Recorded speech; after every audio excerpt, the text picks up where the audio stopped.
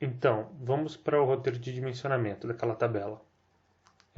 Na coluna 1, a gente vai apresentar os trechos. Via de regra, a gente faz o quê? Começa numerando os trechos de jusante para montante, como eu já mencionei. Tá?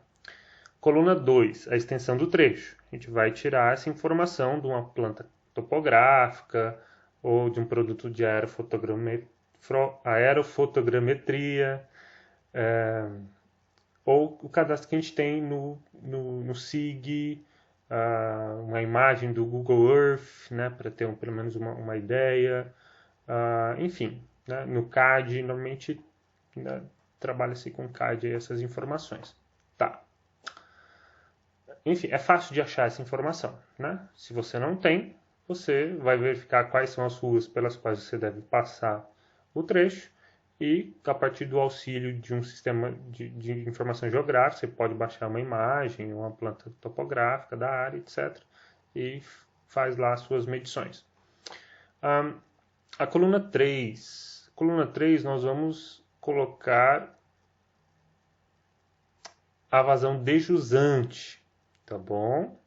Bom, a vazão desjusante, ela vai ter duas condições. Se a ponta for seca, a vazão de jusante é igual a zero. Isso quer dizer o quê? Vamos lá. Por exemplo, aqui nesse ponto que a gente estava estudando. Daqui para jusante desse ponto não tem distribuição. Então a vazão de jusante aqui nesse ponto é igual a zero, porque eu não vou distribuir mais nada. Né? E a vazão de montante desse ponto tem que ser igual ao que a vazão que ela vai distribuir aqui para jusante. Certo? Então a vazão de jusante a esse ponto, né, é igual à somatória das vazões, né, que ela vai distribuir nesse trecho aqui. Beleza? Ou aqui, vamos pegar esse ponto. Né? Nesse ponto aqui, ó, a jusante do trecho 2. A vazão que sai daqui, né, tem que ser a vazão somatória, que vai para o trecho 2,1 e a somatória para o trecho 1. Beleza? Então, a soma das vazões que vai para cada desses trechos é igual à vazão de jusante aqui nesse ponto. Beleza? Ou seja, a vazão de jusante nesse ponto é igual à somatória das vazões de montante desses dois trechos, do trecho 1 e do trecho 2,1. Certo? Ok.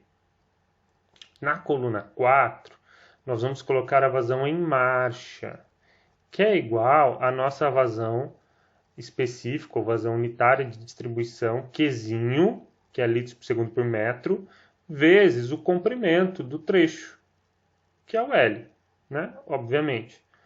Bom, a gente vai supor que essa vazão ela é constante para todos os trechos da rede. Né? E igual a relação entre a vazão, distribuição e o comprimento total da rede. Então, para achar o Qzinho, a vazão distribuição aqui ao longo desse trecho, eu vou pegar toda a vazão, né, que vai ser distribuída neste trecho e dividir pelo L. Ou seja, para a rede toda, a vazão que vai ser distribuída aqui nessa rede é igual à vazão de distribuição, que eu calculei em função da população, dividido por todo o comprimento da rede. Né? Então, somo todos os comprimentos aqui, calculo o Qzinho a partir de dividindo a vazão de distribuição pela somatória dos comprimentos. Então, é uma vazão por metro linear de tubo. Vazão por metro. E aí, para saber a vazão que vai ser aplicada em cada um dos trechos, basta multiplicar essa vazão Qzinho por metro vezes o comprimento do trecho. Tranquilo, né? Beleza. Tá. A coluna 5 é a vazão de montante do trecho. Bom, a vazão de montante do trecho é igual a quem? A vazão dejusante do trecho mais a vazão de marcha que foi distribuída nele, né? Obviamente. Coluna 6 é a vazão fictícia, que é a vazão que nós vamos utilizar para poder calcular a perda de carga. Tá? O que é essa vazão fictícia? A vazão fictícia é uma vazão equivalente, ou seja, ela equivale à vazão em marcha que é distribuída no trecho. Então, a perda de carga produzida pela vazão em marcha distribuída no trecho é uma perda de carga equivalente a essa vazão fictícia. Então, ou seja, a vazão fictícia é uma forma de calcular uma vazão que vai produzir a mesma perda de carga que está sendo produzida por uma vazão por uma vazão de marcha que está sendo distribuída. Então, para calcular a vazão fictícia, eu utilizo para quando a vazão de jusante for diferente de zero, quer dizer, não for ponta seca, a média das vazões de montante jusante dividido por 2. E para vazão fictícia, quando a ponta é seca, né, não tem vazão de jusante nela, ou seja, QJ igual a zero, vai ser a vazão de montante dividido por raiz de 3. Tá? Se vocês quiserem ver o raciocínio de demonstração dessa equação aí, eu sugiro irem lá no capítulo 4 do livro do Porto, capítulo 4 de hidráulica, beleza? Coluna 7, a gente vai colocar o diâmetro determinado pela vazão de montante do trecho. Então, se eu tenho essa vazão de montante do trecho, eu calculo o diâmetro, né? Eu associo o diâmetro a partir lá da tabela. Na coluna 8, a gente vai calcular a perda de carga unitária, ou seja, a perda de carga em metros para cada 100 metros, determinada para o diâmetro D e a vazão fictícia. Então, uma vez que encontramos o D e já temos calculado a vazão fictícia, a gente vai lá e calcula a perda de carga pela equação de resistência adotada.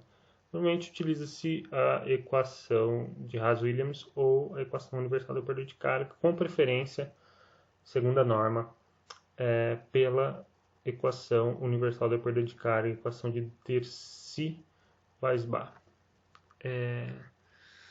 Coluna 10 e 11 são as cotas topográficas do terreno obtidas na planta, né, relativas aos nós de montante jusante do trecho. Fácil. Na coluna 12 e 13, a gente vai calcular as cotas piezométricas, que eu já expliquei como é que a gente faz, né? Tanto de montante quanto de jusante, que são determinadas a partir da cota piezométrica fixada para um ponto qualquer da rede, ou estabelecido para um nível de água no reservatório, né, como a gente viu lá naquele valor genérico X. A partir do nível da água X e com os valores das perdas de carga nos trechos, todas as cotas piezométricas dos nós podem ser calculadas em função de X. Né? Nas últimas colunas é a carga de pressão disponível em cada nó, a cota piezométrica menos a cota do terreno, tá? Em função de X. Para o mais desfavorável, iguala-se o valor de 15 metros por coluna d'água, que é a mínima carga de pressão dinâmica admitida nesse projeto. Tranquilo, né? Só para ver um exemplo de como calcular a vazão por trecho, vazão em marcha, né? A vazão é igual a K1 vezes K2, ou seja, 1,25 vezes 1,2 vezes a população, consumo per capita médio. População 2.900, consumo per capita médio 150 por 86.400 dá 9,44 litros por segundo. Somando todos os comprimentos daquela rede, dá 1.270 metros. Então, dividindo a vazão pelo comprimento da rede, 9,44 por 1.270, a vazão linear, a vazão unitária por trecho é de 0,0074 litros por segundo para cada metro de tubulação. Beleza? Com esses dados a gente então pode montar a tabela. Tá. Vou mostrar então na planilha para vocês o exemplo. Tá? Lá, o primeiro exemplo que a gente tem lá do livro do Tsuchiya. Beleza? Mas seguindo esse raciocínio. Fala galera, estamos aqui então com a planilha de dimensionamento de uma rede ramificada. Tá? A estrutura vai ser a mesma para qualquer tipo de rede ramificada.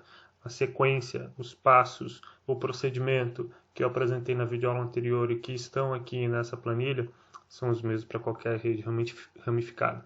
Vamos lá então. Esse aqui é o exemplo que tem lá no livro do Tsuchiya, no livro de abastecimento de água. Vou dar um zoom aqui só para ficar mais fácil de ver. Então nós temos aqui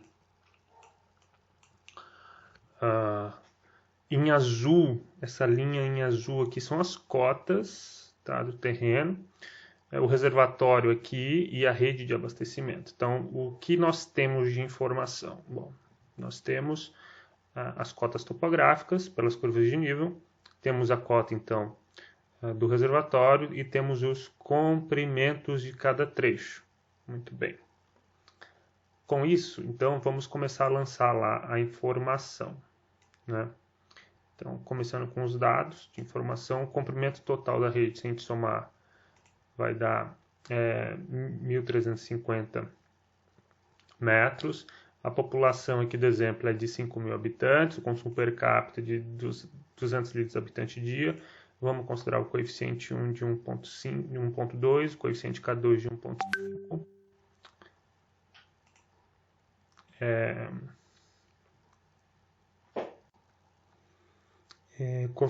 Coeficiente C do Hazen-Williams 130. Essa aqui é a vazão máxima, vai ser calculada depois. A variação do consumo linear vai ser calculada depois. E a cota do reservatório que a gente vai encontrar também, está definida aqui já. Não, desculpa, a cota do reservatório é 85. Tá certo, 85. E aí o nível da água do reservatório, que é o nosso interesse determinar para conseguir atender bem os pontos da rede, a gente vai determinar, né? Beleza? Então, são esses dados aqui. Vamos lá, então. Vamos começar. Primeiro aqui, numerando os trechos. Numerando os trechos, definindo os nós entre cada trecho e a extensão. Então, vamos lá. O trecho 1, trecho 2, trecho 3. Vamos ver. Então, o trecho 1 está entre o nó 1 e o nó 2. O trecho 3, desculpa, o trecho 2, L2, está entre o nó 3 e o nó 2, né? O trecho 3 entre o nó 3 e o nó 4. Os comprimentos são 100, 110, 150. Então, vamos conferir lá se está certo. A gente vai lançando aqui 100, o trecho 2, o trecho 3 é 150, o trecho 2 é 100 mesmo? O trecho 2 é 100. Beleza. Ok, e a gente basta lançar aqui e numerando, né, os nós. De montante usando de cada trecho. Tá? Aí a vazão. Bom, a vazão nós vamos calcular. A gente sabe que a vazão no nó 1, que é a ponta seca, lá na jusante do trecho 1, ela é zero, porque não tem vazão de jusante depois daquele ponto. Tá? No trecho 1 ainda, ele vai ter uma vazão em marcha de 1,54. Como que eu estou calculando isso daqui? Então, é calculada a vazão em marcha, vocês lembram, a vazão linear vezes o comprimento do trecho. Bom, a vazão linear, quem que era? A vazão linear é a vazão de distribuição dividido pelo comprimento total. Então, vamos lá. A gente tem aqui o comprimento total e a vazão máxima. A vazão máxima aqui é que ela considera o K2, né? Então, vai ser a população do projeto vezes o K1, K2 vezes a população do projeto vezes o S30 aqui, que é o consumo per capita. Tudo isso dividido por 86.400. Então, vazão tá aqui. A vazão por metro linear é a célula S34, que é a vazão máxima, dividido pelo comprimento total. Então, tá aqui o Qzinho, né? Muito bem.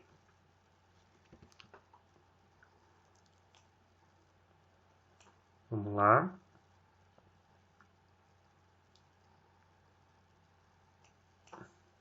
Então, a vazão em marcha aqui vai ser o Qzinho vezes o tamanho do trecho, que é 100 metros. Tá? Ótimo. Nesse caso, a vazão de montante é igual à vazão de distribuição em marcha, porque eu não tenho vazão de jusante, né? A vazão fictícia vai ser a vazão que nós consideramos para calcular a perda de carga, tá?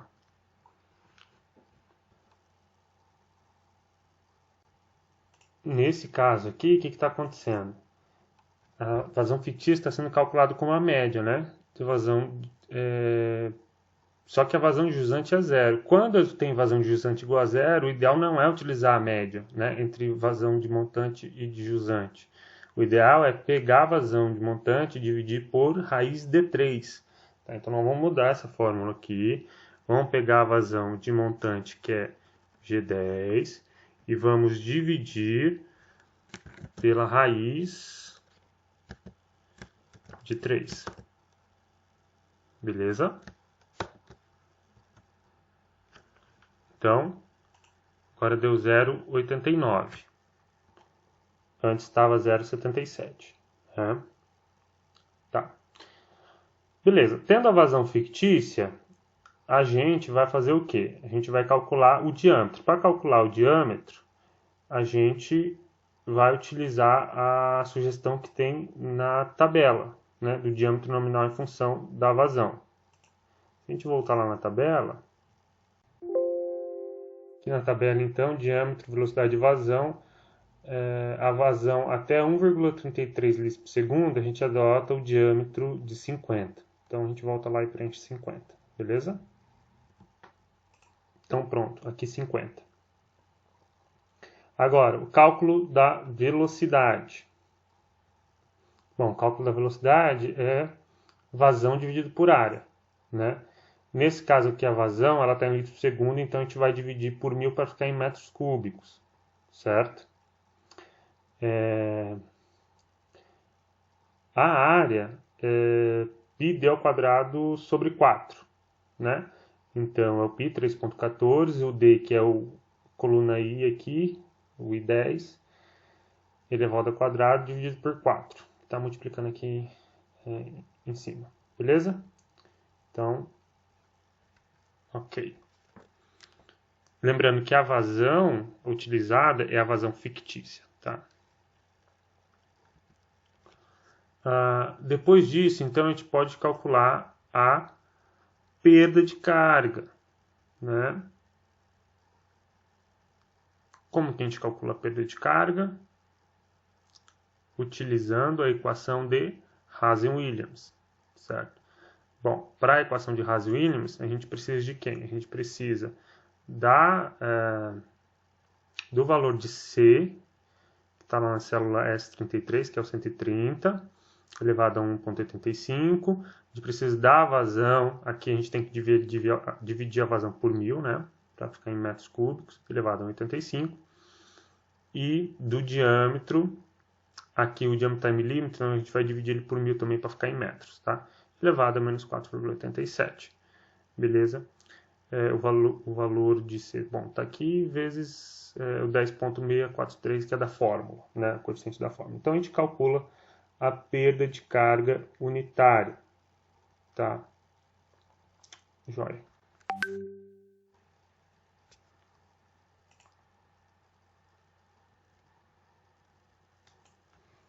A perda de carga no trecho vai ser a perda de carga unitária vezes o comprimento do trecho, certo? Que está na coluna 10, na coluna D, desculpa.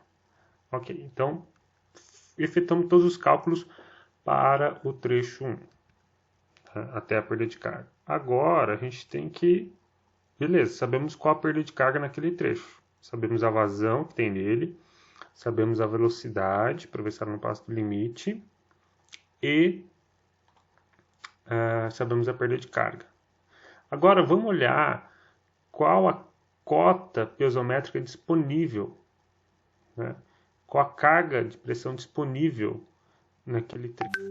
Então, para isso, a gente tem que começar analisando a cota do terreno, né? Que é a base, que é o valor do Z na equação de Bernoulli, né? Então, a cota do terreno, nesse ponto aqui, no N1, é 81, no ponto de jusante, né? E no ponto de montante é 70. Então, ponto de montante é 70 e no jusante 81. Ótimo.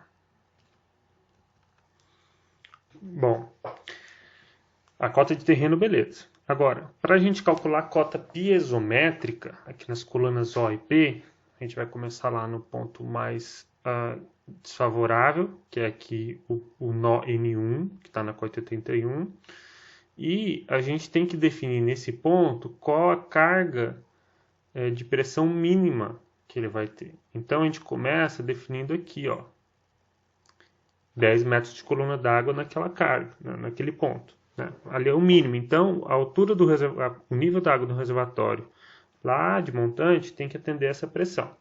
Bem, então a cota piezométrica naquele ponto, na jusante do trecho 1, vai ser o quê? Vai ser a somatória, né, do nível do terreno, que é a carga de posição Z, mais a carga de pressão. Bom, a carga de pressão eu estou definindo que seja no mínimo 10, então vou colocar 10 aqui. Então, aqui é 91, por quê? Porque é a cota de terreno 81 mais a pressão mínima. Né? Então, a cota piezométrica que é Z mais P sobre gama. Né? Então, é 81 mais 10 dá 91. Certo?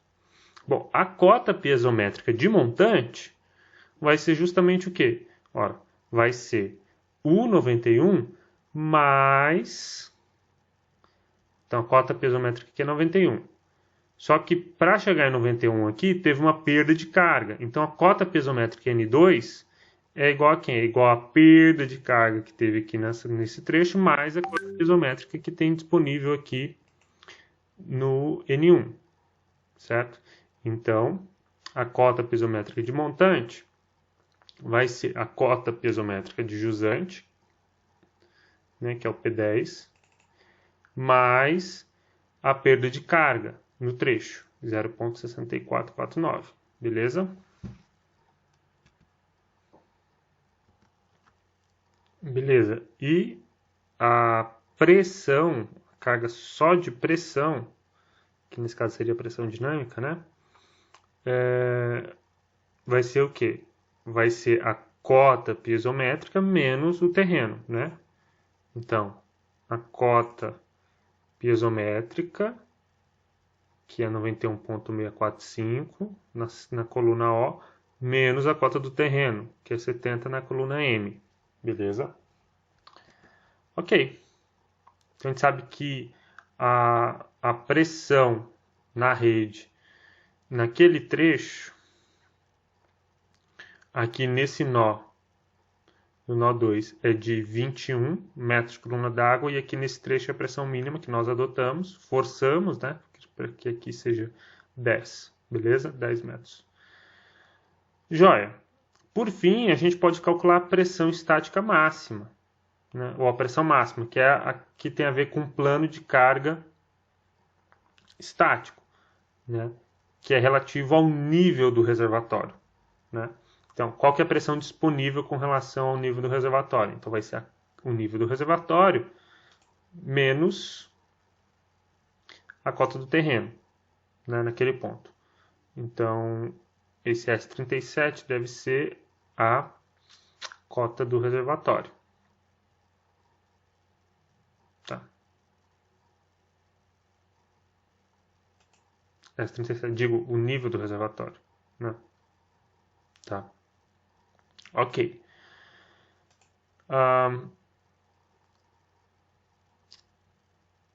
Beleza. O mesmo raciocínio vale aqui para jusante. Joia. Tá. E aí, assim a gente vai fazendo para todos os trechos até calcular a perda de carga no último trecho, no trecho mais a montante, né? Que é esse trecho aqui, para verificar qual que é a perda de carga aqui e a gente saber qual que é toda a perda de carga que a gente tem no sistema, né? E aí, calculando a perda de carga aqui, a gente consegue, então, efetuando os cálculos para esse trecho, a gente consegue perceber o quanto, a que nível a gente pode colocar o reservatório, né? Então, o reservatório aqui vai ser igual, o nível de água nele vai ser igual a 80, igual a cota dele, né? Mais a quantidade do nível que ele tem que estar para poder atender essa perda de carga, tá?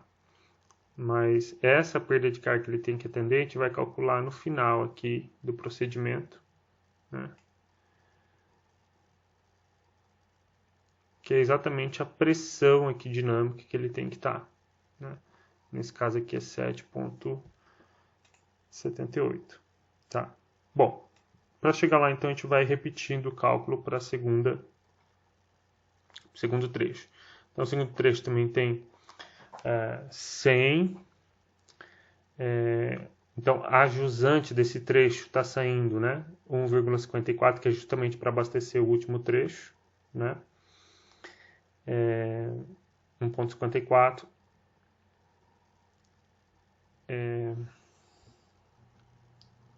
A vazão em marcha dele também é 1,54, porque é o mesmo tamanho aqui de 100, né? Igual ao anterior. E como o consumo unitário, consumo por metro linear de tubulação é o mesmo, né? O Qzinho é o mesmo, então vai dar o mesmo resultado. Então a vazão de montante tem que ser igual à somatória dessas duas vazões, né? Jusante e a que está em marcha. Então isso dá 3,09. Muito bem. A vazão fictícia, então, vai ser a média entre jusante e montante. Beleza? O diâmetro, então, a gente vai conferir lá na tabela. Conferindo na tabela, uma vazão de 2,31, o diâmetro já sobe para 100. Tá? Com a vazão, a gente calcula a velocidade. A gente calcula a perda de carga unitária, né? Utilizando a equação de Hazen-Williams. Com a perda de carga unitária vezes o tamanho do trecho, a gente calcula a perda de carga no trecho. Beleza? E aí a gente faz lá o cálculo do balanço aqui agora, né? Da pressão. A gente sabe que, vamos lá, pegar a cota piezométrica. A cota piezométrica naquele ponto, a jusante, né, do trecho 2, é igual a cota piezométrica montante do trecho 1. Então tem que ser igual, né? Esse valor aqui tem que ser igual a esse. Beleza? Tá. E a cota piezométrica montante vai ser o que então? Vai ser a cota piezométrica de jusante mais a perda de carga que foi gasta no trecho 2. A perda de carga que foi gasta no trecho 2 é essa daqui, 0,12. Né? Então aqui vai ser a coluna P mais a coluna L. Então vai dar 91,64 mais 0,128. Isso dá 91,774. Ok. Fica fácil calcular a pressão, né? A pressão é o que? A cota piezométrica menos a cota do terreno. Então aqui a cota piezométrica de montante vai ser a cota piezométrica de montante, que é 91,74, menos a cota do terreno, que é 72. Beleza? E a cota, a pressão, né, de jusante é o mesmo raciocínio, né? É a cota piezométrica menos o terreno de jusante. Beleza? Ok. E assim a gente vai fazendo para todos os trechos, né, sucessivamente, tá? Até chegar aqui no final, em que a gente vai encontrar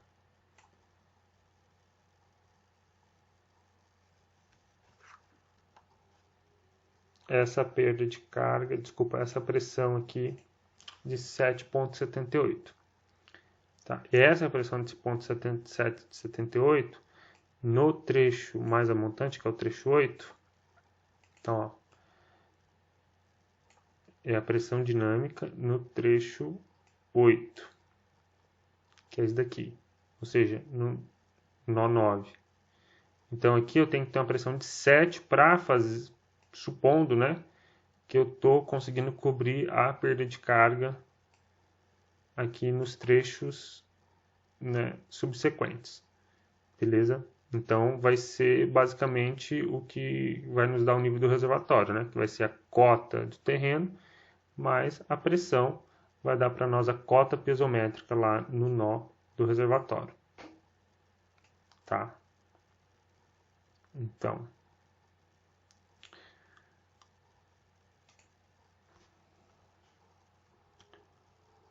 eu faço o mesmo procedimento, né? Aqui, lá na pressão dinâmica, né? Esse valor é a cota piezométrica, que é a coluna P, menos a cota do terreno, certo?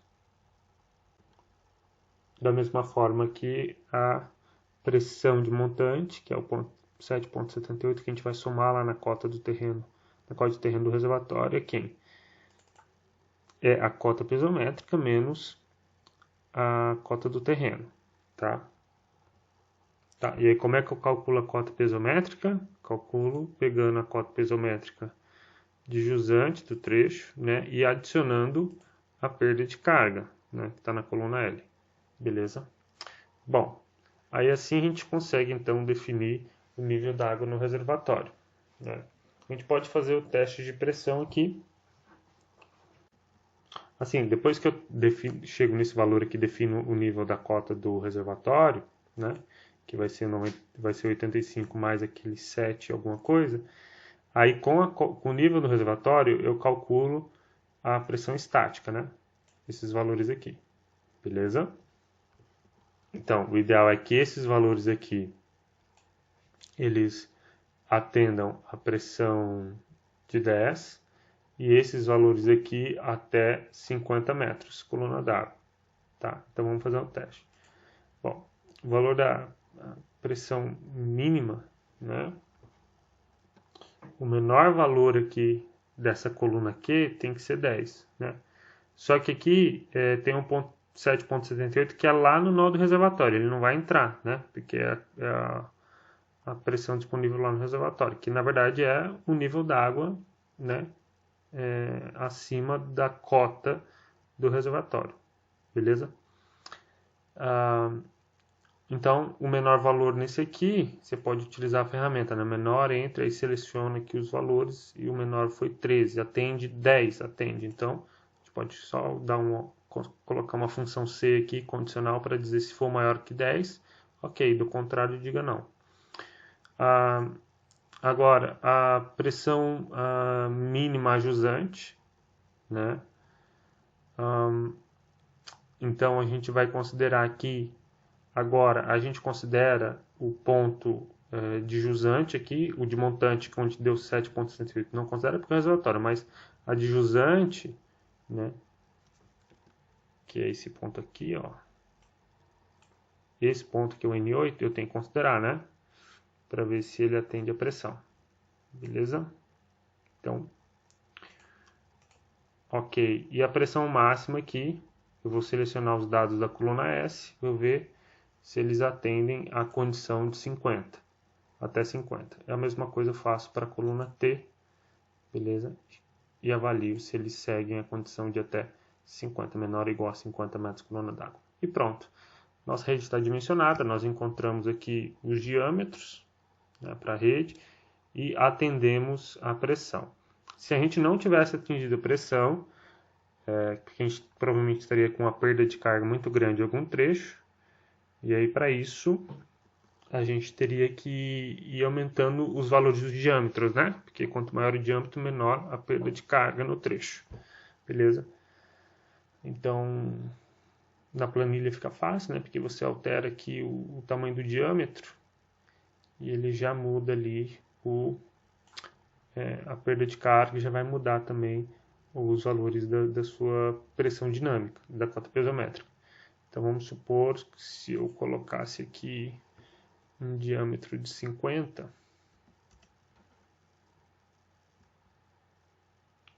olha lá, as pressões aqui, a pressão aqui era 13 alguma coisa, né? A pressão aqui aumentou, né? Aumentou a pressão no trecho porque eu diminui o diâmetro, né? De 100 para 50, certo? Se eu diminuir esse outro aqui,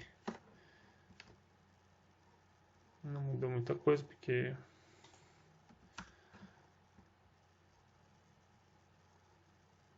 olha lá.